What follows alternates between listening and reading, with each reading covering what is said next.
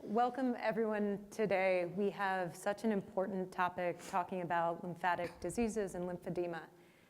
For me personally, today is incredibly important. I'm the Chief Medical Officer at Verily, and Verily is the branch of Alphabet that focuses on healthcare and life science. But across Alphabet, our appreciation of both health and disease continues to grow. So I thank all of you for being here today.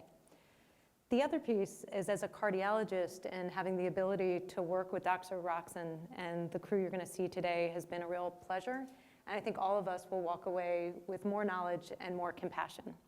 So I'll introduce our guests and then turn it over to them for a conversation. One thing I will note is we will take questions at the end, so please think along the way of your questions, and we certainly welcome them. So to my left, we have Dr. Stan Rockson, a cardiologist, a professor at Stanford, and you will learn and hear about his true passion for the disease we're talking about today.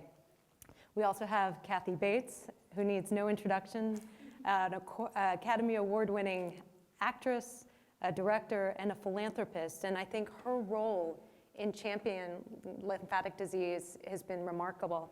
And we have Bill Repicci, who since 2011 has been the president and CEO of a group called LE&RN, and LE&RN has been focusing on individuals who have lymphatic disease and lymphedema. I should also note that he spent 35 years in plays himself, so maybe he'll provide some color there as well. So thanks again. I'll now turn it over to Stan to tell us a little bit about what we're talking about when we think about this set of conditions. The issue that we're going to talk about is a very important part of the circulation, one that is commonly not recognized because it's working in the background. And the problem is that medical doctors don't know much about it either. They should, but they don't. As I mentioned, in 2007, I did a study of the 110 medical schools in North America to find out exactly how much time is spent on this system. And in a 4-year medical education, we learned about 15 minutes, if you're lucky and go to a really good medical school, 30 minutes. I did bring something for show and tell, just to show you how ludicrous that is. This is a textbook on lymphedema that we just re-edited. This is what a well-trained clinician should know. It's 1,000 pages. There's no way you can cover this in 15 minutes. We can't cover it in 5 minutes, which is what I've been allotted. But let me give you just a little bit of background. So the lymphatic system, I'm going to use the metaphor of a brick wall. If I ask all of you to imagine a brick wall and then describe to me what you are looking at, you're likely to tell me something about rectangular shaped objects that are overlapping, stacked on one another, maroon color, and I bet almost nobody will tell me about the white mortar that sits around the bricks. And yet we know without the mortar, you don't have a brick wall, you have a pile of bricks. The white mortar in the body is the lymphatic system. It is the part of the circulation that ensures that the local pond in which every cell operates has the right constituency, has the right volume, and is able to support the health of those cells. And the lymphatic circulation passes through lymph nodes, and the lymph nodes help all parts of the body to communicate to the immune system when there is a threat, whether it is a toxin or a bacteria or a virus or anything that the immune system needs to respond to. So without this vital system, without the mortar, everything will collapse. The disease that we're talking about today, the common lymphatic disease, not the only one, but the most common one, is lymphedema, which is basically when the wall collapses in a part of the body because that part of the body is not functioning with normal lymphatic constituency. And basically, we understand a lot about why that condition arises. We understand who's at risk for it, and we have treatments for it. But the obstacle that we face is that medical practitioners are simply not aware. Let me tell you just a few of the contexts in which we see lymphedema. We talk about secondary and primary lymphedema.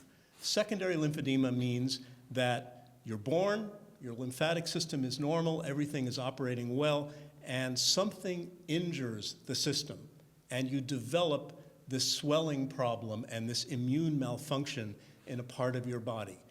That is secondary lymphedema, and the most common cause in the United States is being treated for cancer, because when doctors treat cancer, they remove lymph nodes from the body, they irradiate lymph nodes, and they damage the system in a way that renders it unable to function properly. In the world at large, and we're talking about 90 million people, it is filariasis, which is an infectious problem. It's a parasite that attacks the lymph nodes and destroys them and causes a very severe form of lymphedema called elephantiasis. Here in the United States, probably 5 to 10 million Americans have this problem. Difficult to know because doctors aren't writing the diagnosis down, and if they don't enumerate it, we can't enumerate it. But by projection and by oblique references, we think that that's a fairly valid number. In that 5 or 10 million cases, there are perhaps 2% of those who are born with genetic causes of lymphedema. That is, the lymphatic system is malformed, or it is functionally incompetent because of the genetic makeup of the individual.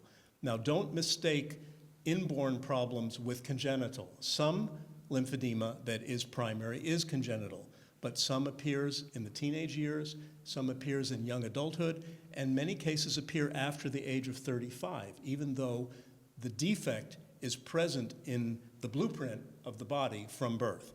So those are the broad categories that we're talking about. Now, just to show you how ludicrous the problem is that we face in medical education and medical practice, I recently saw a patient, a woman, who has pretty severe lymphedema, swelling and deformity of her limbs, both lower extremities, both legs. She was treated for colon cancer. She had lymph nodes removed. She had radiation therapy. And for approximately a year and a half, during which time her legs were getting progressively more enlarged, none of the doctors would acknowledge that she had a problem, and nobody certainly gave it a name. Eventually, through back channels and talking to people and other individuals in the community, she learned the name lymphedema. She went to her doctor and said, "I think I know what this is lymphedema." The doctor said, "Oh no, that only happens in the arms to breast cancer patients. It doesn't happen in the legs." Preposterous. Not even in that 15 minutes did this physician learn that this can happen anywhere in the body because the lymphatic circulation is everywhere. Now, Jessica said that she's a cardiologist. I'm a cardiologist. I got interested in this field because I'm interested in understanding how the circulation maintains its integrity. And when I went through my training, I can readily admit I didn't know anything about lymphedema until I chose to embrace the lymphatic circulation as an entity for research and clinical care. But I think it's vital. It is vital not only that cardiologists know about it, but basically every physician who purports to take care of patients. So we're hoping that those of you in the room today and those that are watching this afterwards will take a profound interest in this problem, which is global, and the impact on the patient's lives is extraordinary. It's not generally a life-threatening condition. It does not shorten life, but it certainly impacts the way in which those individuals can live their lives. So this is something we need to embrace. We need to acknowledge it. We need to treat it. And eventually, we need to be able to prevent it and reverse it. So that's what I'll say. Well, Stan, thank you for that incredibly impactful introduction. I, for one, will continue to be a champion of the work that you all are doing. Kathy, you're here as a spokesperson for LE&RN, the organization we talked about, and I think everyone here would really like to hear about your journey and how you have found the condition and what it's been like working with LE&RN. Yes, I think I don't need a microphone, but 6 years ago, I had a double mastectomy, and I knew what lymphedema was before I had been diagnosed with breast cancer. I was more afraid of lymphedema than I was of living without my breasts. My mother had it. I saw the effect it had on her left arm when she had a radical back in the 70s. Her arm swelled terribly. I had a friend that I knew had lymphedema in his left arm. He had had a melanoma underneath his arm, and they took tissue from the damaged part and re-injected, so he survived, but his arm was extremely heavy, like wood. He had seen enough doctors in his life, he decided, so he wouldn't go for care. And it terrified me that I would get this condition. Sometimes we used to go driving in an RV, and driving was very hard for him. His arm would swell terribly, and we'd stop and get fresh ACE bandages, but sometimes lymph would ooze out of his fingers because he was so stubborn about it. Anyway, I was really concerned. I thought maybe I would have a predisposition to it, given my mother's history, and I remember on several occasions really begging my surgeon, please, if the sentinel node is clear, get out. I don't want to have this. I don't want to have it. And I had the surgery, and when I was in the hospital, I was feeling strange little, it was almost like an electrical storm. I don't know if this is lymphedema coming on, but it certainly felt strange to me. And when I went in for my first checkup, he told me he had taken 19 nodes from this arm and 3 from the other. I am, because of my career, you've seen me enraged, in several roles. I think you should multiply my reaction by about 100. I went nuts and screaming, yelling, crying. People came in the room to try to calm me down. There was a social worker speaking in that social worker voice. Now just take a breath. And I think I turned to her like the exorcist, And I ran out of the building. I left my niece and my best friend, and I ran out of the building in the middle of July, standing near the Beverly Center. It was so hot. I still had my drains in. I was holding this pillow. And when I finally came to my senses, I thought, I can't walk home. I don't want to, get any further damage. So I was really, really enraged. And as he told my niece, he said, lymphedema would be a moot point if she doesn't survive. I don't want to malign my surgeon. He's a good man. His focus was on curing me of cancer, period. And in fact, when I was having my fit in the room, he kept saying, I cured you of cancer, I cured you of cancer. He believed that so passionately. That was his goal, and he felt that he had accomplished that. And I wouldn't be here today without him. I have to acknowledge that. So I was pretty angry for a long time, and then through one of my other surgeons, I got the name of Dr. Emily Eicher, and I found out I could go have manual. I did develop lymphedema in both arms, and they began to swell, and I had pain and heaviness and rashes and heat. And so anyway, I went to her, very, very angry person, and she was lovely, and she said, that's all in the past. Now let's begin your new life. She said, I have a patient who's 105. If you want to know about the stock market, call her. She dresses in Chanel every day, so the future is bright for you. So then I became involved with Emily. She has lymphedema in her right leg, and that's why she became involved and specialized in study of lymphedema and lymphatic disease. So I began a program with her, going frequently, and then I was able to taper off. And then Emily led me to Bill Repicci. And she said, I'm doing this walk in Venice, and I just don't know how to do this. And I thought, okay. I figured she had ulterior motives finally when I figured out what was going on. And Bill and I met in New York, and Bill gave me the numbers that Stan has just described, and then I got really pissed off. And I never have loaned my name to any group such as this over the course of my career, but I couldn't say no. I was so enraged. And the more I learned about it, and the more the fact that doctors don't know, my goal was to raise awareness. And that's why I love the name LEARN. And I thought, and I went to Stan, when we went to Capitol Hill that first year, I said, what's the deal? Why can't we just go to JAMA and say, get on the horn, talk to these guys, let them know what's going on, have them know what to look out for. And we tried that. And you even wrote an article that got turned down in a couple of hours. And anyway, so it seemed like Everest to me, and that I would be going without oxygen all alone. But then as I began the journey, I was relieved to know that there are actually people, and have been people for the last 15 years, working diligently on research, working on trying to raise awareness, working on trying to reach physicians.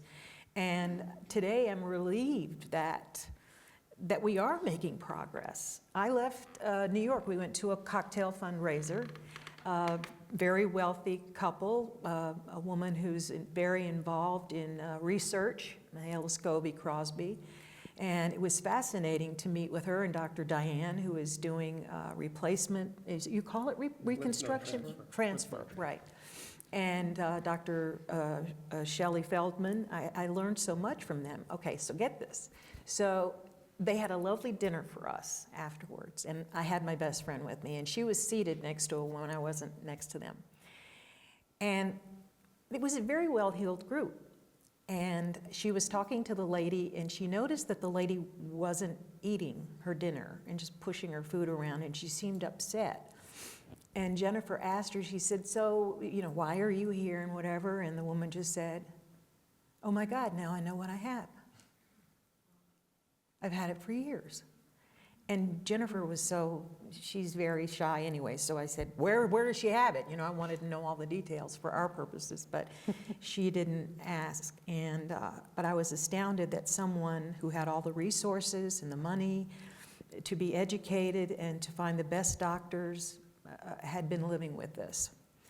And the one other thing, I don't want to take up too much time, but the numbers that Stan told me began to disappear. You have to excuse me if I get a little emotional about this. The numbers disappear. And when you meet people one-on-one and you listen to their story, you begin to empathize with what they have to deal with. And what I learned was from these people, I just met Rose Lee today, who has primary lymphedema and has it throughout her body for the last 30 years. And Rose wanted to be an Irish dancer. It reminds me of Pearl Ann Hines, who was one of the people who emailed us, a young woman who suddenly, at the age of 20, her leg blew up, dancer, just about to blossom. Suddenly, her career was over. But instead of giving up, and this is what I love about this, is when you really get to know somebody, you see what they're made of. And after going through the horror, the denial, the struggle, she realized, and she said, I realized that if I continued to deny this, that the legs of future generations would be lost. We have another woman, Karen Bingham, up in Nova Scotia. 6 of her siblings have it. Her father had it, and huge, huge legs. And she didn't know what it was until the internet came along, and then she began to realize other people are out there who have this. So she went on Facebook and she posted a picture of one of her legs because she figured, a picture's worth 1,000 words. And she heard from Facebook right away and said, you have to take this down. It's undesirable to look at. And in all fairness to Facebook, they have a policy about nudity. And so someone had complained that here's this woman showing their nude leg on Facebook. But things then began to roll for her. She posted this response on Facebook to her friends, and they got pissed off, and they talked to other people. She developed a seminar for people up in Nova Scotia. She got local publicity. Then she got national publicity. She and I have been DMing. She went to a gym a doctor told her, just don't do anything for 2 years, lie in bed. And she said, well, this is not living. She did it, but she said, this isn't living. She went and learned how to be a real estate agent. Then she went to a gym. That was hard to find. She finally found a guy who worked with her, and she does kickboxing now. And she is very vocal about what's going. She's joined our group. She's a wonderful spokesperson for us. And there's one other young woman that I want, young girl really, to talk about, Emma Detlefson, who's one of my favorites that I've stayed in touch with. And she actually came with us to the awards that we got in Washington to stand up. She has it in her legs, was born with it. And she, at 7, right, went to the New York State Legislature. She appeared there. And there was a bill there that's still there that was languishing for research. And after she appeared, it was bipartisan support. And one of the Congress people there said, we have to help these children. And then when I think she was about, was it 8 or was it the same year? Yeah, right after that. Right after that, Bill has a wonderful walk run over the Brooklyn Bridge, which I'm going to get to one day. We have ours in Venice, and she was our youth advocate, right? And she wrote a speech. And I have to tell you, in those 7 years, because of the cellulitis, which is an infection that you can very easily have with any kind of nick or cut, you don't know. I've had it. I thought I had a very mild case of lymphedema, but Stan has explained to me, if you got lymphedema, you got lymphedema. And I had to go into the hospital and was there for almost a week, and they sent in, tropical disease specialists and put me on some kind of antibiotic that nearly killed me, and they just didn't get it. But imagine being a child, and in 8 years of your life, you've been to the hospital 8 times with doctors who still don't really get it or believe it. She said something at the end of her speech that will stay with me forever. She said, if I can do something hard for me, like walk back and forth across the Brooklyn Bridge, maybe a smart scientist can do something hard for them and find a cure for this in my lifetime. The people that I have met through this program, their courage, their struggle to live with this has been so touching to me. The doctors, however, I would like to encase just one leg in concrete. It sounds like I'm going all Annie Wilkes on them. But in my business, imagination is the key. You have to use your imagination, because only with that can you begin to empathize. Now, I won't put you through it for today, but as a thank you to me for having been here today, tonight when you go to bed, just lie in bed, close your eyes, settle, breathe, and imagine that your right leg, your left leg is so swollen that it will never go down. It's like your leg is going to be in jail for the rest of your life. You're going to have to wear compression sleeves, compression garments, if you can afford them, if they fit. You're going to have to buy 2 pairs of pants. You're going to have to buy 2 pairs of shoes. If it's in your right leg, you're going to have a hell of a hard time driving. There are so many just physical problems alone, they can seem daunting. It's psychologically debilitating. It's emotionally debilitating. I have talked to people who have this, who have been, I use the word ostracized by doctors. I think doctors are so turned off. They just don't want them there. There's a woman in Russia, Tatiana, who had it when she was in her 20s, and the doctor literally told her, you should be glad you have all your arms and legs, get out of here. So that's what we're up against, and that's what I've tried to do, is to educate physicians. If somebody notices I've got my compression sleeve on and they'll say, what is that? I'll say, well, how long have you got? Because I just want to take every opportunity, and you just never know. Shauna, you were saying to me when we went to physical therapy, one of the physical therapists there has it. And she came out and talked to me. And you just never know where you're going to meet people. So I thank you all for being today. I hope I haven't gone on too long, but it's such a, you know, just to finish up, for me who spends a lot of time trying to figure out how to be other people, it's really nice, although I wish I didn't have lymphedema, it's really nice to be able to be me and to hopefully do some good in the world. And thank you all so much for being here. It means the world. Let's just take a moment.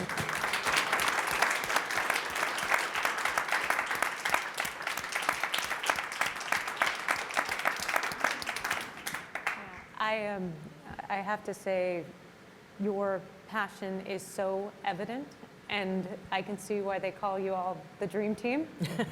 And I do think this idea of empathy and sympathy across the board is something that we're all striving for, and thank you so much for sharing your story.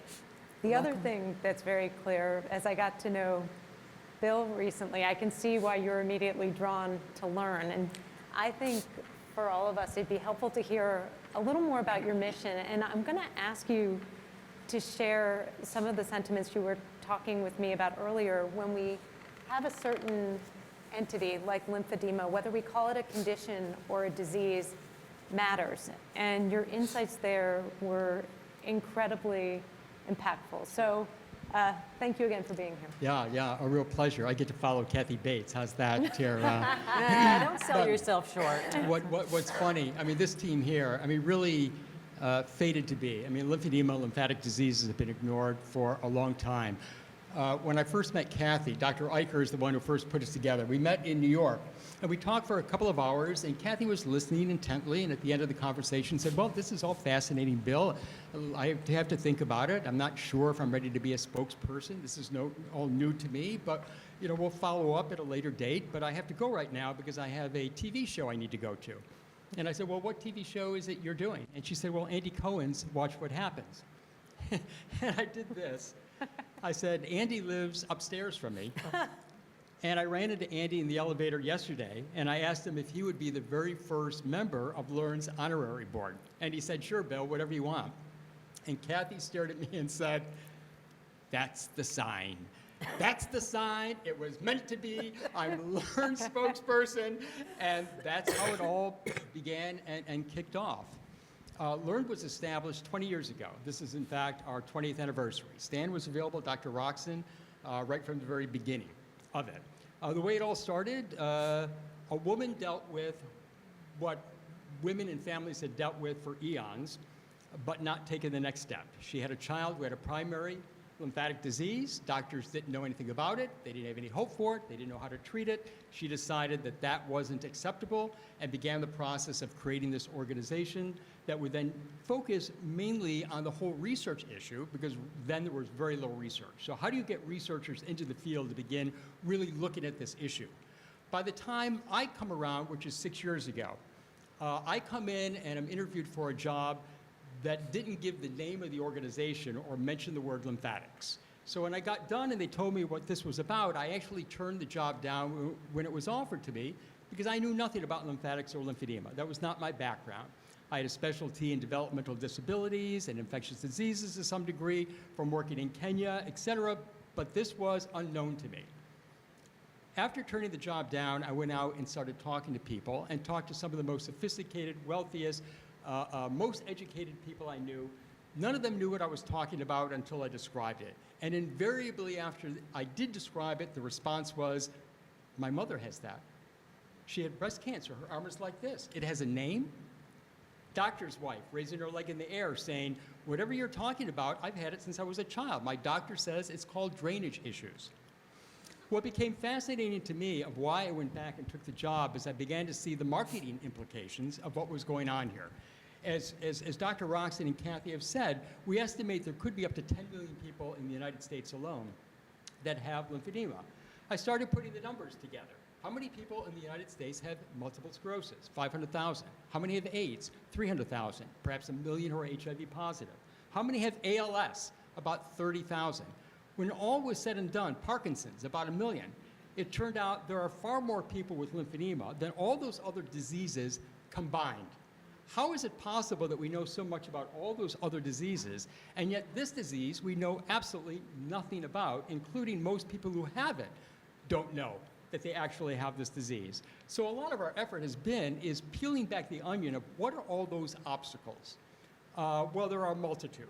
Dr. Rockson mentioned one right off the bat, and that's the fact that if doctors don't learn about this in medical school, they're not passing that information on to their patients afterwards. The fact that most of the people in the United States who have lymphedema have it as a result of cancer treatment, they're being treated by oncologists who very often, their sense is, I've treated the cancer, if you develop lymphedema, find a therapist, don't complain, I saved your life.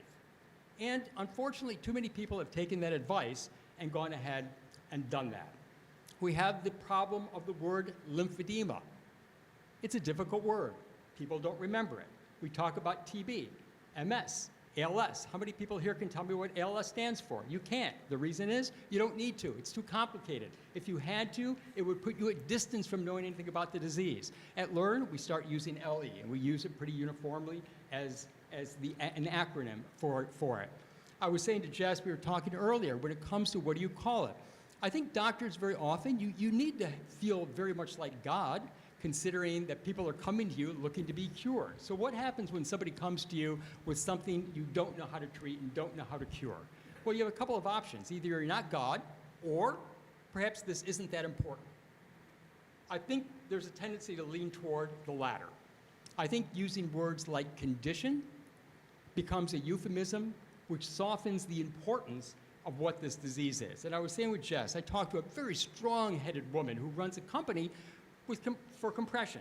She has lymphedema as a result of breast cancer. And during our conversation, I said, well, you know, really, when you have a disease like lymphedema, blah, blah, blah, and she stopped me and said, what did you just say? I said, when you have a disease, like, I don't have a disease. I have a condition. How dare you say I have a disease? And I said, well, you have a disease. I mean, condition is a euphemism. Look disease up in the dictionary. There's a definition for it. Call Dr. Rockson, have a conversation about it. I called Stan just to check, make sure, absolutely. Her response after that was, are you telling me I had the disease of cancer and in treating it, they gave me the disease of lymphedema? Now I'm twice as angry as I was before. Conditions you just have to live with. Diseases you cure. I want a cure. I thought, well, how fascinating. Even language like that can be a major factor in a movement. The other thing is, I met a couple of women when I first took this job, and I said, what is it like to have lymphedema? And the first response was, well, Bill, there are worse things in the world. And I said, well, then I just made a huge mistake, and I should be doing those things which are more important rather than doing this. And then they said, do you want to know what it's really like? And they began saying the things that Kathy just said. Okay, imagine you have 15 pounds of weight on this part of your body. You don't have the other part of your body. Your spouse never wants to have sex with you again. People mock you when you're out on the street. You end up in the hospital several times a year with infection that you don't know whether they're going to cure or not. You love to travel, but now you're afraid to because high altitudes exacerbate your lymphedema, and on and on and on. And they finally get to the end of saying, you know what? Lymphedema is worse than cancer. Cancer they cure. Lymphedema is forever. Yep. The whole idea of having a disease that you have to treat for hours a day leaves you debilitated for the rest of your life.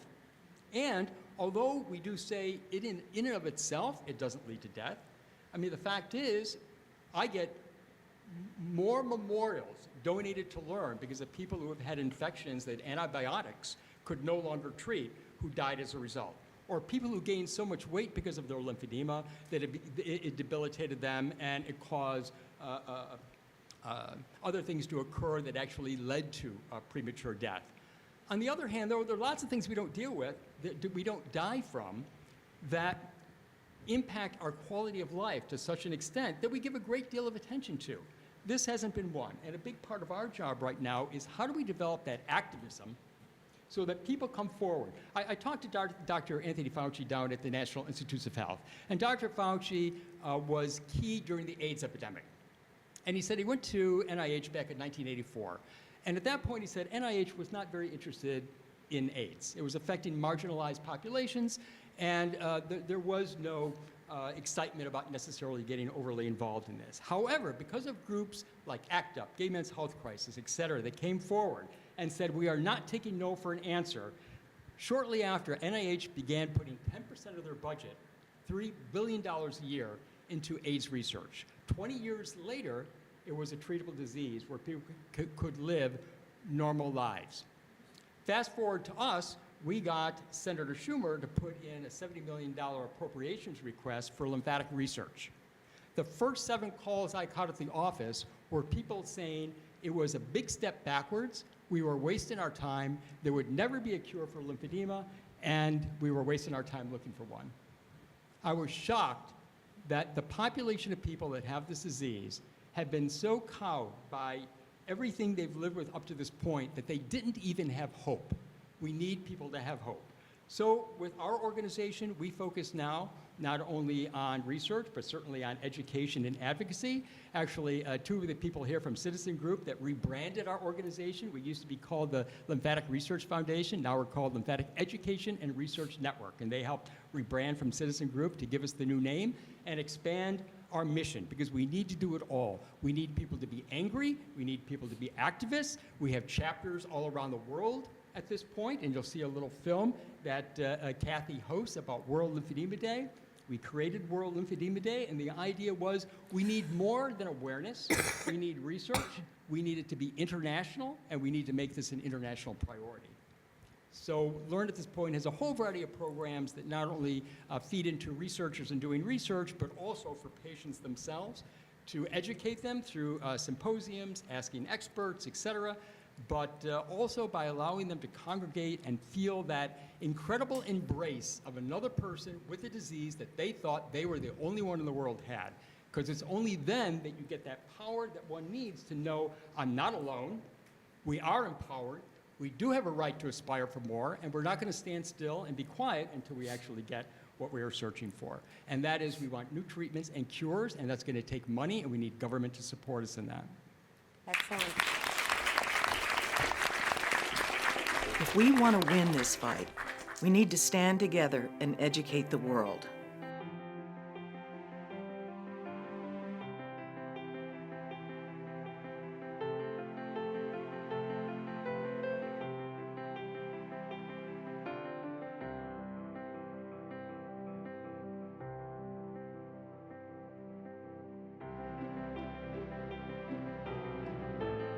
All of us who've had the courage to speak about our personal battles with lymphedema are making a real difference all across the US, even in Russia, Australia, and India. Our stories are giving others hope as they realize they're not alone.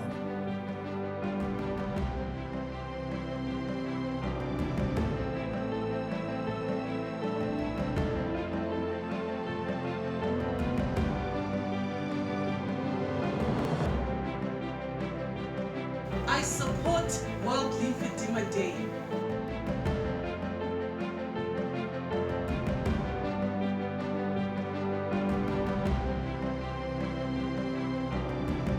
I support World Lymphedema Day. I support the World Day of Lymphedema. I support World Lymphedema Day. I support World Lymphedema Day.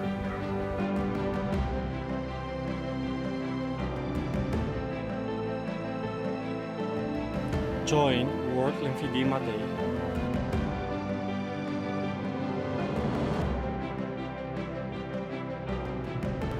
I support World Lymphedema Day. I support World Lymphedema Day.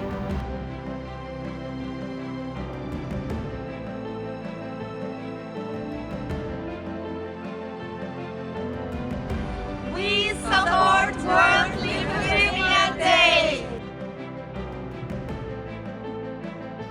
support World Lymphedema Day.